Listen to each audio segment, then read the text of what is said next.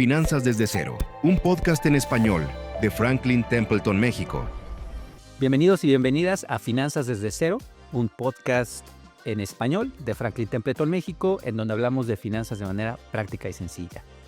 Mi nombre es Alejandro Vargas, instructor de educación financiera de la Academia Franklin Templeton, y me acompaña como siempre Luis González, codirector de inversiones para el equipo local en Franklin Templeton, México.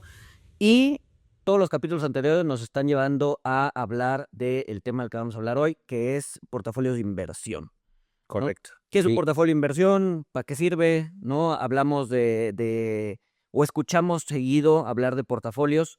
También se pueden escuchar como carteras de inversión. Correcto. Siendo un poquito más específico, y vamos a dedicar un capítulo a eso. Vamos a hablar también más adelante de fondos de inversión. Pero en esencia, ¿qué es un portafolio de inversión o una cartera de inversión? ¿No? Eso es correcto de lo que se trata este capítulo. Y creo que este es fundamental, mi estimado Luis, porque muchas veces las personas piensan que abriendo una cuenta de inversión en alguna plataforma, ya estamos invirtiendo de manera intencional o de manera estructurada o metódica. Y esa pudiera ser un error de percepción. Tener un portafolio de inversión va más allá de abrir esa cuenta y de comprar 1 o 2 o 3 activos.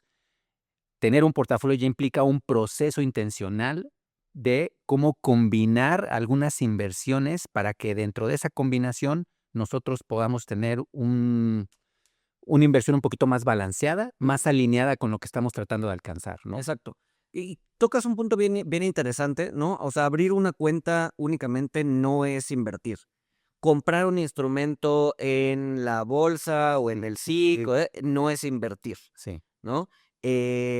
Podría ser o podría muchas veces pasar como inversión, pero si no tiene ciertas características, o sea, es lo mismo que apostar o que especular, ¿no? O sea, el simple hecho de comprar un activo financiero no te hace un inversionista o no te genera un portafolio de inversión, ¿no? Un portafolio de inversión tiene que tener, como tú dices, intención. Y esa intención tiene que ir más allá de cuánto voy a ganar o voy a ganar lo máximo posible. Que creo que eso es una oportunidad en términos de educación financiera, porque muchas veces vemos las inversiones como hacer que el dinero crezca.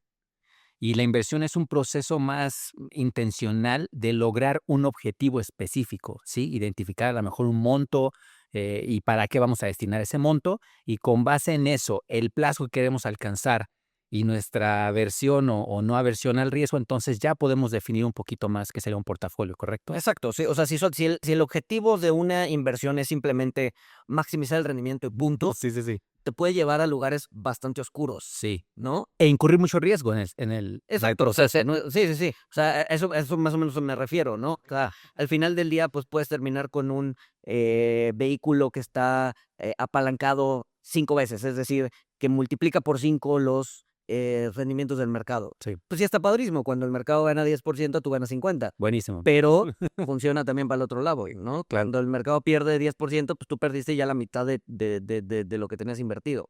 Entonces, eso no es como tal un portafolio de inversión, eso se parece más a una especulación, a una apuesta, que la verdad es que no difiere mucho de apostarle a tu equipo favorito el domingo, en los partidos de domingo, ¿no? Claro. O sea, al final del día no es inversión, ¿no? Perfecto. Entonces, yo definiría un portafolio de inversión como un conjunto de activos que trabajan juntos, ¿no? No de forma aislada, y que tienen un objetivo, ¿no? Y puede ser un objetivo tanto de corto plazo como de largo plazo. Ok.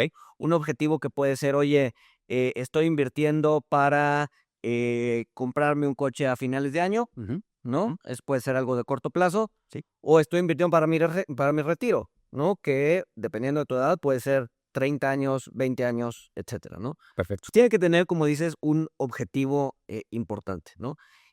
¿Y cómo identificas ese objetivo? ¿No? Yo pensaría que a través de un perfilamiento, Exacto. ¿sí? Como lo vimos en el episodio 2, nos sentamos con un profesional, con un experto. Él nos va a hacer algunas preguntas, entre ellas, ¿por qué quieres invertir o para qué quieres poner a trabajar tu dinero? Y la persona entonces dirá, como bien dijiste, para el enganche de un carro, para la jubilación, para la educación de mis hijos de la universidad. Y recordemos que ese perfilamiento, además del objetivo, también tenía un plazo o un horizonte de tiempo y un cierto diagnóstico acerca de qué tan tolerantes somos al riesgo, ¿correcto? Exacto. Y muchas veces cuando nos hacen esa pregunta, ¿para qué quieres invertir? La respuesta la primera respuesta Sí, que claro. viene en la cabeza es, pues, para tener más dinero, ¿no? Sí. Pero la verdad es que esa es una respuesta floja, es una respuesta no pensada, es una respuesta así como, pues sí, para tener más dinero. Pero no, o sea, al final del día sí tiene que tener cierto, o sea, cierto objetivo, ¿no? Ya sea, como te dices, el retiro, o bien para dejarle una herencia a mis hijos o una herencia a algún familiar. O sea, al final del día, tener más dinero por tener más dinero no es un objetivo. Sí, correcto, correcto, de acuerdo. Y creo que ese también es parte de lo que hablaba del cambio de paradigma, ¿no? De pasar de invertir para que el dinero crezca a invertir con una intención y un propósito muy específico. Porque entonces eso, como bien dices, nos va a permitir que identifiquemos los activos correctos, ¿no? Exacto. Y como bien sabemos, esos activos siempre van a exhibir esta relación riesgo-rendimiento, ¿sí? Platícanos un poquito de cómo en un portafolio esta relación riesgo-rendimiento se ve reflejada. Pues mira, idealmente, a mayor riesgo, mayor rendimiento, ¿correcto? Sí. Pero no es una regla que se cumple todos los días ni a rajatabla, Ujú, ¿no? ujú. Puedes tener, o sea, eso no quiere decir que si vas a tomar muchísimo riesgo, vas a tener muchísimo rendimiento, ¿no? Llega un momento en donde, pues, ya te pasaste y al final del día el riesgo termina perjudicándote, Ujú. ¿no? Incluso si estás pensando en el largo plazo, ¿no? Entonces, puedes estar como muy invertido en cosas riesgosas y obviamente va a haber días en donde estés perdiendo dinero, ¿no? La idea es que en el largo plazo, ¿no? ¿Y qué es el largo plazo? Nunca nadie se pone de acuerdo qué es el largo plazo, ¿no? Algunos dicen 3 años, 5 años, 10 años, 20 años, 100 años, ¿no? Eh, pero en el largo plazo la idea es que pues el rendimiento sea mayor que aquel que no tomó tanto riesgo, ¿no? Pero a veces funciona al revés, ¿no? Por ejemplo, te voy a poner un ejemplo, 2022, 2023, Mm, ¿no? sí. En donde los CETES, que eran cosas de poco riesgo, te rindieron 10, 11, 12%, ¿no? Mientras que las acciones o la renta fija de más largo plazo te rindió menos que eso, ¿no?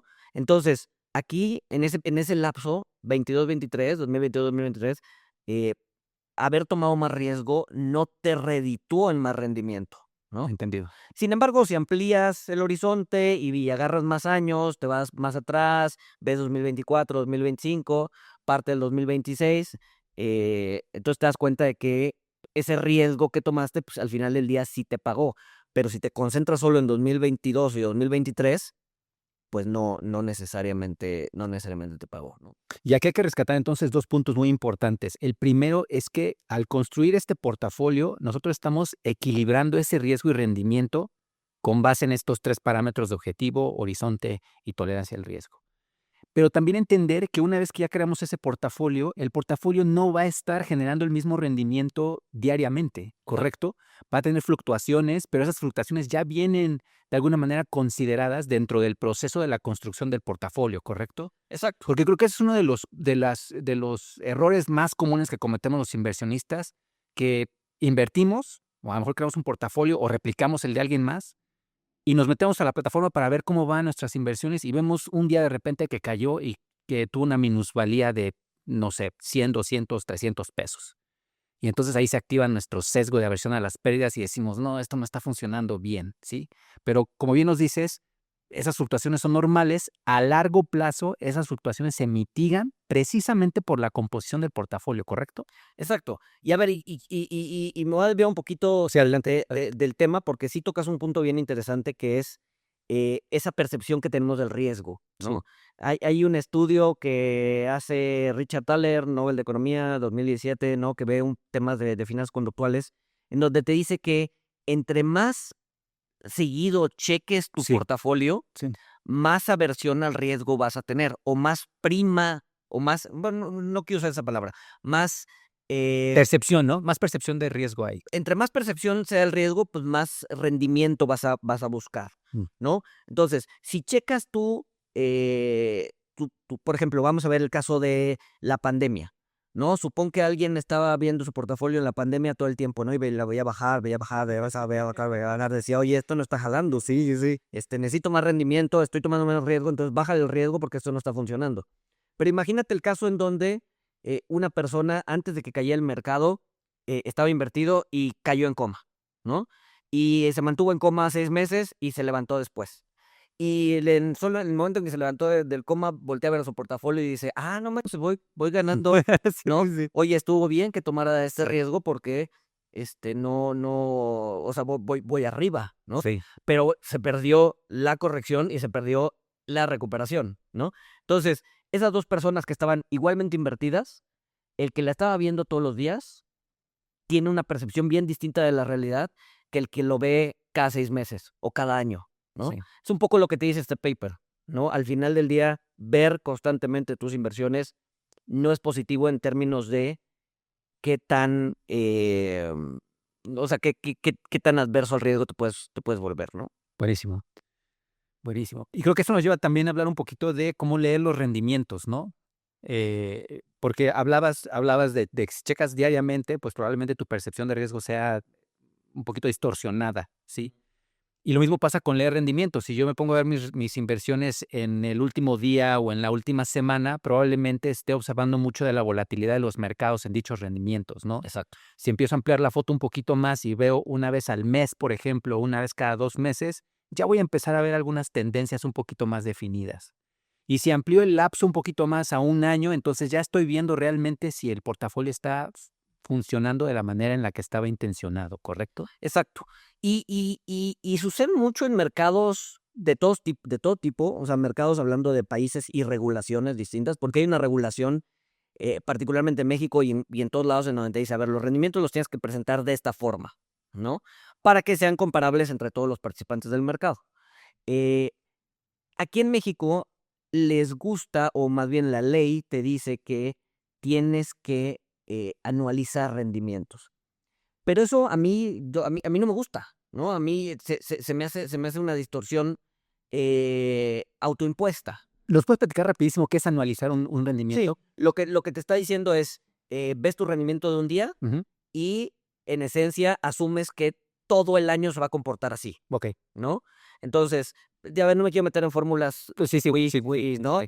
Pero o sea, supón que tuviste un día con un rendimiento del 1%, te fue muy bien ese día, viste el 1%, entonces tu rendimiento analizado son 365%, Sí, sí, sí. ¿no? Entonces dices, mira, hoy me fue bien, entonces el resto del año me va a ir bien y voy a ganar 365%, ¿no? Ok. No es realista, ¿no? Anualizar cifras te da una idea mala de cómo está rindiendo. Y lo mismo sucede al revés, ¿no? Oye, este día me fue muy mal, perdí 1%, entonces en el año voy a haber perdido menos 365%, pues ni siquiera tiene sentido, Ujú. ¿no? Ok, entendí. Entonces, es un poco eso, eh, Funciona también de atrás para adelante, pensando en un año gané un rendimiento del 8%, entonces eso quiere decir que por mes estoy ganando X cantidad de porcentaje. exacto, al final del día es un promedio, Ok. ¿no? Eso al final del día, si agarras todo el año, entonces, si lo divides, digamos que entre 12, pues es el promedio de lo que ganaste el mes. Pero la verdad es que mes a mes va a haber un mes en el que pierdes, va a haber un mes en el que ganes, etcétera, etcétera, ¿no? ¿Y esto se debe a las fluctuaciones del mercado o a cómo los otros inversionistas están percibiendo lo que está ocurriendo en el mercado, correcto? Exacto, depende de qué tan volátil puede ser. O sea, en un instrumento de corto plazo, como puede ser un CETE, la anualización podría tener algo de sentido o más sentido que en una acción, por Correcto. ejemplo, ¿no? Ok. Aún así, en el corto plazo, pues va a haber días en el que el CETE, pues, no necesariamente te pague bien. O sea, ¿por qué? Porque si las tasas suben, y eso ya lo vimos un poquito en el episodio 5 que hablábamos de macro, si las tasas suben, pues pierdes dinero. Entonces, si de repente tienes una subida de tasas bien importante en CETES, pues ese día los CETES te van a pagar negativo, ¿no? Entonces no puedes asumir esa tendencia para el resto del año, ¿no? Perfecto. Excelentísimo. Pues bueno, entonces hablamos un poquito de la relación riesgo-rendimiento, hablamos de cómo leer los... ¿Cómo leer los rendimientos? O sea, Sí, nos hablas en México, cómo se presentaban esos rendimientos, ¿no? Y nos sí, habías sí, dicho que sí. se No, analizaban. más bien quería puntualizar, ¿no? Ahorita lo Adelante. tocamos de una manera muy sencillita, Ujú. pero en el capítulo 16 nos vamos a meter como más a fondo en temas de métricas de desempeño, ¿no? Rendimientos, riesgos, razones o sea, razones, llámese la razón Sharp u otro tipo de métricas para medir si mi desempeño en el portafolio está siendo el adecuado o no, ¿no?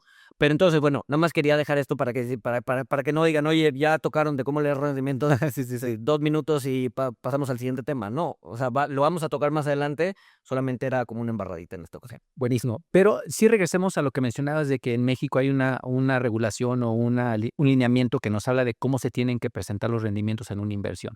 Platícanos un poquito más de eso. Claro, o sea, generalmente son en tasas anuales, ¿no? Hablando de Ok. renta fija, cuando tú dices, oye, el CETE me está pagando 7%, Ok. ese 7% es anual. Ujú. O sea, no es diario, no es mensual, ¿no? Es un 7% anual, ¿no? Entonces, si tiene, ahora vamos a poner el ejemplo para que las matemáticas sean fáciles. Supón que el CETE te está pagando 12% anual, ¿no? Eso quiere decir que en promedio te va a pagar 1% mensual, ¿no? Y es lo que podrías esperar, ¿no? Eh, pero sí, generalmente todas las cifras, sobre todo de renta fija, se muestran en términos anualizados. Independientemente del plazo, porque por ejemplo Independiente. tengamos un CETE a 28 días, realmente pues el rendimiento no es anual, es al plazo de la inversión, ¿correcto? Exacto. Independientemente del plazo. No, entonces, de repente puedes ver fondos de largo plazo que tienen mucho más volatilidad, que perdieron un día, que perdieron durante un mes menos 1% efectivo, y entonces ves el fact sheet o ves el lugar en donde puedes checar los rendimientos y dices, el fondo rindió menos 12. Pues no es cierto, ¿no? O sea, tuvo un mes malo, pero eso no quiere decir que el resto del año también va a ser igual de malo, ¿no? Sí. Entonces, por eso a mí no me gusta, o sea, a ver, se tienen que presentar porque así lo dicta la ley, pero a mí no me gusta presentar, o sea, cuando ya estás hablando con el inversionista y ya le presentas los términos anualizados, pues empiezas a hacer ya, a ver, en realidad, en efectivo, ganaste esto, estamos esperando aquello, ¿no? Este rendimiento de menos 12% no hace sentido, o al revés, este rendimiento de 12% positivo es muy optimista, no necesariamente es así, ¿no? Entonces, hay que tener cuidado cómo leer los rendimientos. Generalmente te los presentan anualizados. Para renta variable no, para renta variable sí te los muestran efectivos. ¿Por qué? Porque renta variable técnicamente es más volátil que la renta fija. Y digo técnicamente porque no siempre sucede. Ok, perfecto, buenísimo. Oye, pues ya para cerrar este primer capítulo, ¿te parece bien si tocamos muy brevemente que dentro de este portafolio de inversión, nosotros lo que estamos buscando es equilibrar ese riesgo-rendimiento, seleccionando distintos activos? ¿Cuál es el papel que jugaría la diversificación dentro de este proceso? Claro, la idea sería, eh, o sea, la diversificación lo que busca es que los elementos o que los activos no estén correlacionados o estén correlacionados de manera negativa. ¿Qué quiere decir esto? Perfecto. Eh, que no se muevan en tándem. Es decir, que no todos suban al mismo tiempo, que no todos bajen al mismo tiempo. Más bien lo que quieres es que cuando uno baje, el otro suba o el otro no se mueva. Cuando uno suba, el otro pues, suba menos o suba más o incluso baje, ¿no? De tal forma que te proteja de movimientos extremos en el mercado, ¿no? Históricamente, ¿no? Por ejemplo, por eso hablamos mucho de las carteras bonos y renta variable o renta fija y renta variable, porque renta fija y renta variable históricamente, o sea, no es una regla que se cumple a rajatabla todo el tiempo, pero históricamente tienden a estar correlacionados de manera negativa. Es decir, se mueven diferente. Cuando las acciones suben, los bonos tienden a permanecer estables o bajan un poco. Cuando a los bonos les va bien, a la renta fija no necesariamente. Digo, la renta variable no necesariamente, etcétera, etcétera. Entonces, un portafolio constituido por acciones y deuda tiende a ser un portafolio diversificado, ¿no? ¿Por qué? Porque tienes activos que se mueven encontrados. Oye, pero pues, tú lo que quieres es que todos los activos suban al mismo tiempo. Pues sí, o sea, Idealmente, ¿no? idealmente Sí. sí, ¿no? Pero, pues si están correlacionados, cuando bajen van a bajar todos al mismo tiempo y y te van a desproteger, ¿no? Entonces, importante, la diversificación no busca maximizar el rendimiento. O sea, para maximizar el rendimiento, si lo único que buscas es maximizar el rendimiento, punto, entonces tienes que buscar un activo que va a ser el que va a subir más en todo el año, ¿no? Así buscas, así generas la maximización. Suerte encontrándolo, pero así es como lo generas, ¿no? La diversificación lo que busca es acotar el riesgo, Equilibrar el riesgo. equilibrar el riesgo, no maximizar el rendimiento, Sí. equilibrar el riesgo. Entonces, que un portafolio esté diversificado no quiere decir que va a ganar el máximo posible. Sí. Quiere decir que es un portafolio que tiene riesgos equilibrados y sujeto a ese riesgo te va a buscar maximizar el rendimiento, pero no te va a buscar maximizar el rendimiento sin restricción. Perfecto. Retomar rapidísimo esto del equilibrio. La diversificación busca equilibrar y busca equilibrar el portafolio con base de nuevo en el perfilamiento, en el objetivo, ¿sí? Una vez que identificamos esos 3 parámetros, el portafolio se construye precisamente para que la relación riesgo-rendimiento esté alineada a esos 3 parámetros que definimos al inicio, ¿correcto? Correcto. Y yo te digo, yo cerraría aquí porque justamente el siguiente capítulo vamos a hablar de cómo construir esa política de inversión, ¿no? Y de por qué es importante y de qué parámetros hay que fijarnos. Y una vez que estén definidos esos parámetros, entonces vamos a poder saber más o menos a qué rendimiento podemos alcanzar y sujeto a qué riesgo, ¿no? Perfecto.